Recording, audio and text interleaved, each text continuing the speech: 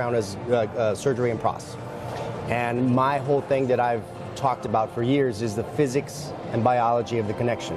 What's a physical type of connection, but what's a biological outcome, right? One of the things that attracted me to Argon was the overall length of the connection being 4.2 millimeters deep, being your traditional 1.5 millimeter connection, overall 3-degree Morse taper, but with an internal hex. And my very first question was, how did you do that? Without compromising any wall thickness or anything like that. And some of my cohorts in competition have discussed the wall thickness. So I'd really love to talk, or have you discuss, please, the wall thickness, how the overall load connection works relative to the internal connection, please. Okay. The general wall thickness is, of course, for shorter connections very, very important because they have a very strong load on the shoulder of the implant. Right. Since we are a long connection, a long taper. So here's the overall 4.2 millimeter depth, correct? It's actually 4.4 in total. Okay. Without the screw channel down below. Okay. But this 1.5 degree taper, some have asked also why 1.5 degree taper, right, and not maybe 6 degree taper or 12 degree taper. Right. The 1.5 degree taper means that we get, let's say, a very good load dispersion down through the implant. So down the whole length of the implant. So when we connect this connection here. See, I only put that in by hand, by finger pressure, and you have to have the removal tool to remove the actual abutment. That is key. So that on shorter connections, you have the problem in that this short connection, while in the mouth, produces very strong loads on the shoulder, whereas when we connect all the way down through the implant, this is a tight sealed connection, and the dispersion of the loads go down through the implant so that we are able to make, let's say, thinner walled implants than other manufacturers are. Right, because it's going down the length of the implant, is that correct? Correct, yes. Cool. So talk to me about the sloping shoulders, please, and how important that is relative to the overall connection. The sloping shoulder is, our connection is a subcrestal implant.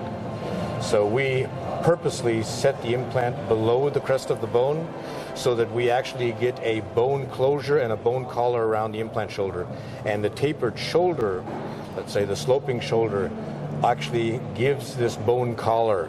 So if we would have, let's say, a square type, say, collar, this also, say, inhibits bone growth as such there. So the sloping shoulder actually gives you this bone growth and bone collar around the shoulder.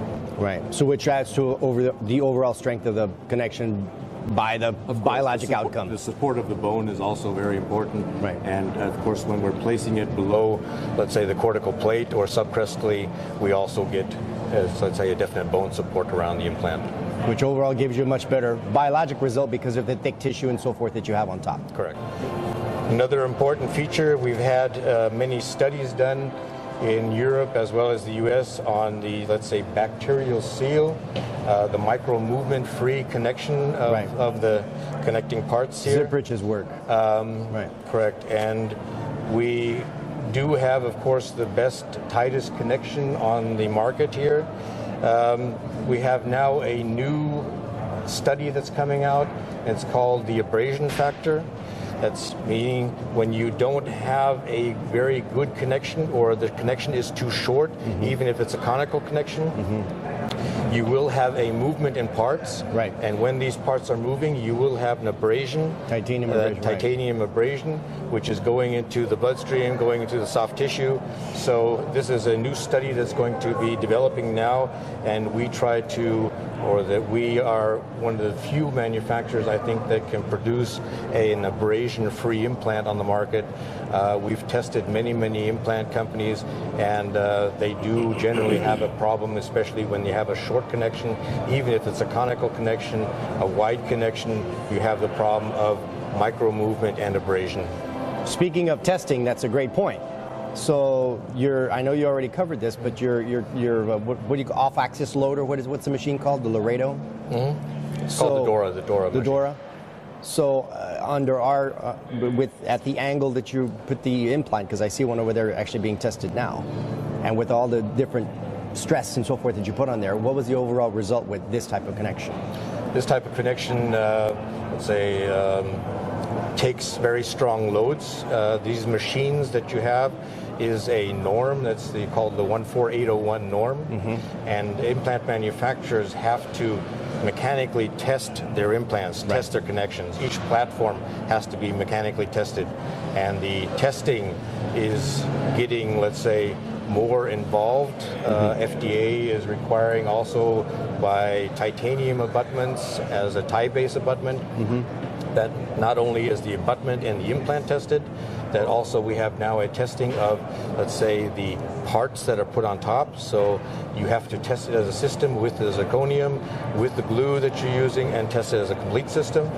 And we've noticed, since we have our own test laboratory, we do test many implant connections, including our own, and we have found that many implants do have a problem, especially in the abrasion or in the loading of the shoulder. So I think we have produced an implant that is, let's say, taking the strongest loads and is definitely, let's say, the bacterial sealed abrasion-free implant on the market. And as you said, to couple off of that, it's the deepest connection on the market, as well as the tightest tolerances with a 1.5 degree Morse taper. Correct. So how much better can you be from a physical design? There's nothing really that you can do more, could you? You can do a little bit on the outside design, which we have now, changing a little bit to a different type of thread maybe, or different outside configurations as such there. We are developing also, of course, new hydrophilic surface treatments. Beautiful. And the new trend is, of course, metal-free, where we're going to new materials like zirconium oxide. Right. So one of the hot topics in implant dentistry is the constant evolution of surfaces. This is constantly the topic about, well, we have a new surface. No, we have a new surface. It's fluoride, it's this, it's that. What are your near plans? We've had many years a surface treatment which we call Osteoactive. It's a surface treatment that is acid etched only. Okay. We have, let's say, most surfaces are blasted. It's an aluminum oxide that you use. Correct. And you do this because it's a faster process. Right. You blast the surface and then you use a lighter acid to remove the particles. Right. The problem is when you're blasting a surface, you do get, let's say, a rough surface. Right. And you do get cavities, but you have no interlocking tunneling effect between the cavities. Right. And what you want is the tunneling effect, because this allows the cell to lock in, let's say, more throughout the implant. Throughout the implant, but let's say giving a faster healing time, giving you immediate loading possibilities. Got it. So to get these undercuts and to get this tunneling effect, we use an acid treatment only. It is a longer process, it's more involved, same as our implant connection, also takes more time on a machine. And so we have also, from the studies that have been done at the University of Cologne, we have one of the best surfaces on the market today. Nice. Of course, these surface treatments are developing further. Right. We are getting into more, let's say, hydrophilic surfaces. Right. But the osteoactive surface is actually one of the, let's say, one of the better surfaces on the market today. And talk to me about how you do quality control with your surface, because you were telling me one time when we were discussing how you consistently test your surfaces to be superior. Each lot that we produce, when we produce, let's say, an implant series, right. It's a quantity of, I don't know how many pieces, but we do take, let's say, samples from each lot. From each lot. And we actually go through the lab and we analyze the surface as to roughness, undercuts, cleanness, purity, right. The whole thing there. So yes, we have from each lot, even from 15 years ago, I can give you pictures and analysis of each series. Wow. So, personal question, why do you go through all these hoops, as people call them, to ensure such quality? I think as a small implant manufacturer, we want to give our customers the security that we are one of the better implant systems on the market. Right. And this quality control, of course, makes sure that what we're giving the customer also is, let's say, of the utmost quality. Correct. Very cool. That's awesome. Of course, it's German made. and engineered. And engineered.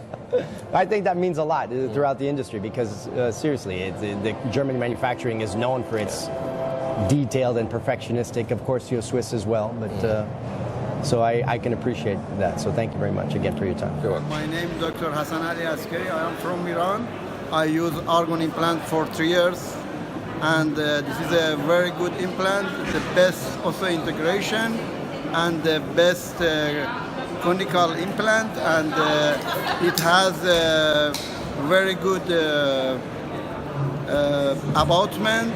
They have a GH from half of millimeter to 4 millimeter, and angulation is the last angulation is the 40 degrees. The very good, and I didn't see like this before. Friends, I'm in IDS, Germany, Cologne-Massey. A wonderful place to come and see. You can see what the innovations are, what is the future dentistry is, which direction it is going, and you can see and feel and know all about the product and the needs that you want to go. It's a great place to come. I suggest you to come at least once in your lifetime to know what is happening.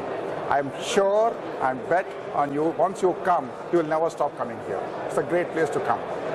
And I'm here in a booth of Argon, innovative company which are coming into a Morse tapers and the implants.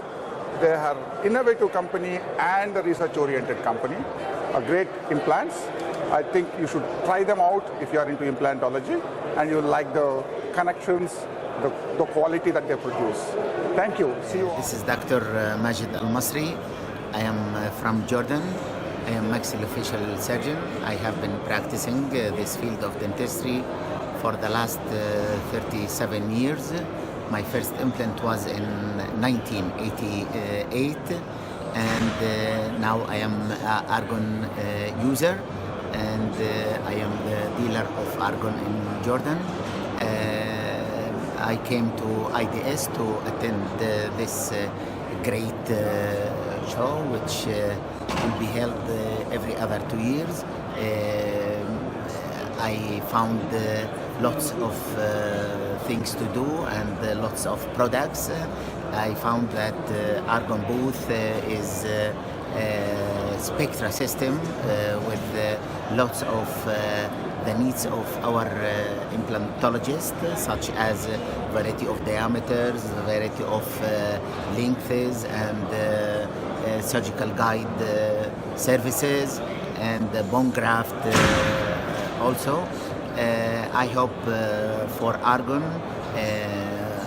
prosperous year and to increase their productivities in my country, Jordan.